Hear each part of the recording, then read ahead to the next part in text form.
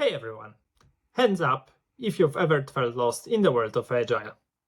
This whole Scrum, Kanban user story can be super overwhelming, right? But don't worry, I'm here to be your translator, so let's break this jargon down into real talk. Here are a few basic Agile terminologies. Scrum, probably the most popular Agile framework.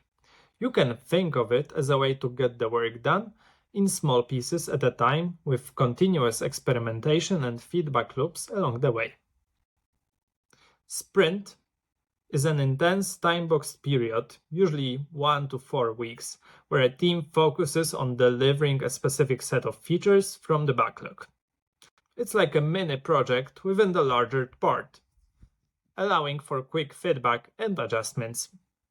Kanban is another Agile framework which uses visual boards to represent work in progress, similar to traffic lights. So red would be items to do, yellow in progress, green done. It's ideal for teams needing more flexibility and continuous flow rather than structured sprints like in Scrum. Backlog is not your grocery list.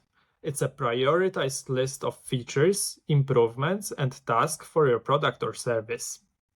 User story is a concise description of a feature from the user's perspective, detailing what they want and why.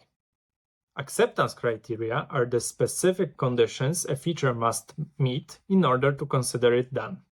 Scrum Master is a person that can introduce Scrum to your project or organization. They do this by helping everyone understand Scrum theory and practice across all the levels. Product owner is a person that ensures that the development team is building what a client needs. They are accountable for maximizing value that team delivers. Agile isn't just about buzzwords, it's about building better things together, faster and smarter. It's all about adopting and learning as you go. Add a comment below on which Agile term confuses you the most, and check out more at agilephil.com.